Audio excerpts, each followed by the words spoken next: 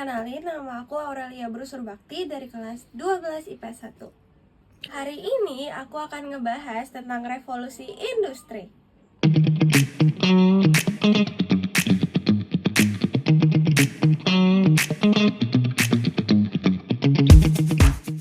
Revolusi industri itu adalah periode perubahan besar dalam cara manusia memproduksi barang. Berpindah dari sistem produksi manual ke sistem produksi yang menggunakan mesin. Jadi, revolusi industri itu terbagi dalam beberapa fase. Nah, apa aja sih fasenya? Yuk kita bahas.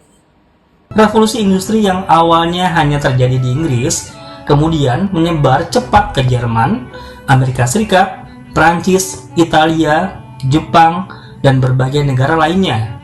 Tahun 1860, revolusi industri memasuki fase baru yang dikenal sebagai revolusi industri kedua. Fase kedua ini terjadi antara abad ke-19 dan abad ke-20 dan dikenal juga dengan sebutan revolusi teknologi. Revolusi ini identik dengan pembangunan jalan rel, produksi massal besi dan baja, penggunaan mesin yang meluas, peningkatan penggunaan tenaga uap, hingga munculnya listrik.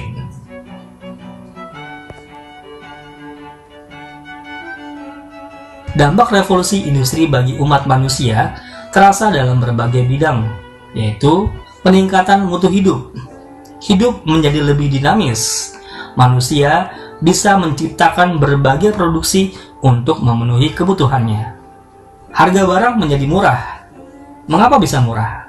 Coba bayangkan berapa ongkos produksi sehelai baju yang diproduksi dengan mesin dibandingkan produksi dengan alat-alat tradisional. Dari sini kita sudah tahu kan kenapa bisa murah?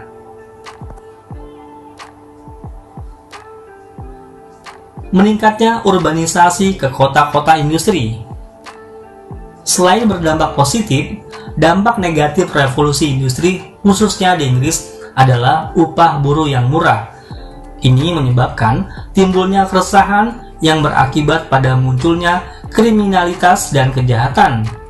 Upaya untuk memperbaiki nasib buruh dan masalah sosial di Inggris melahirkan aliran sosialisme dan revolusi sosial yang ditandai dengan keluarnya undang-undang berikut ini. Catholic Emancipation Bill yang menetapkan hak yang sama bagi umat Protestan dan Katolik untuk menjadi pegawai negeri dan anggota parlemen. Abolition Bill berisi penghapusan sistem perbudakan di daerah jajahan Inggris. Factory Act yang menetapkan perlindungan anak dari eksploitasi industri. Poor Law berisi pendirian rumah-rumah bagi pengemis dan pengangguran.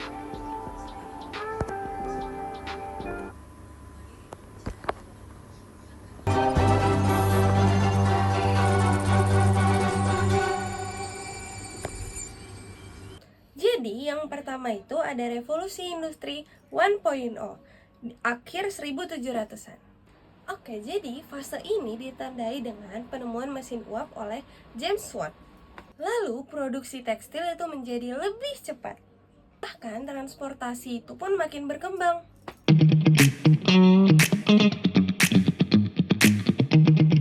Selanjutnya, ada revolusi industri. Revolusi ini ditandai dengan listrik dan mesin berbahan bakar minyak. Bahkan industri baja dan otomotif mulai berkembang. Dan juga produksi massal telah dimulai.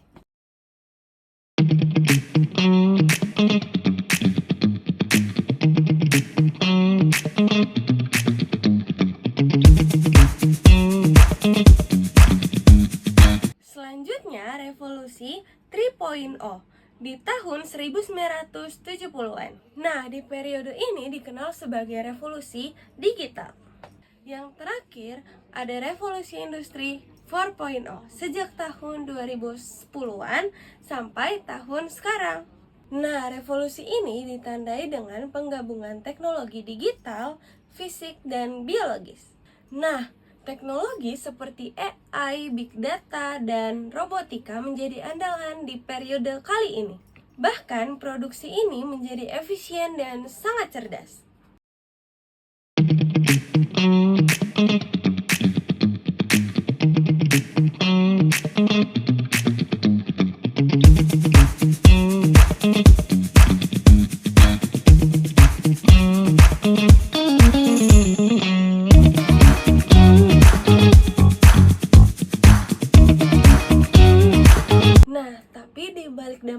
positif, ada dampak negatifnya.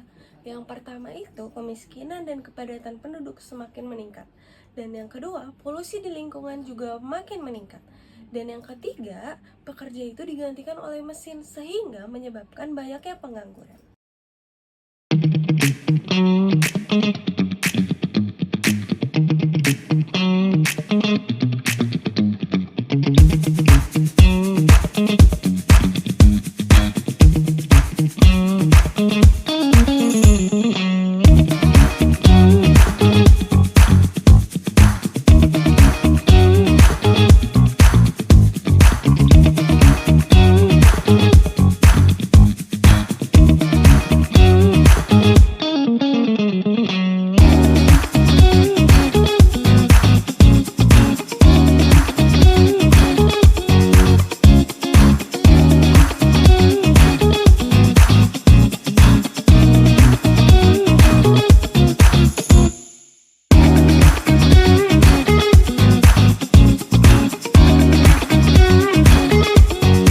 Nah, jadi kesimpulannya itu revolusi ini mengubah wajah dunia yang dari kerja tangan menjadi otomatisasi, yang dari lokal menjadi global.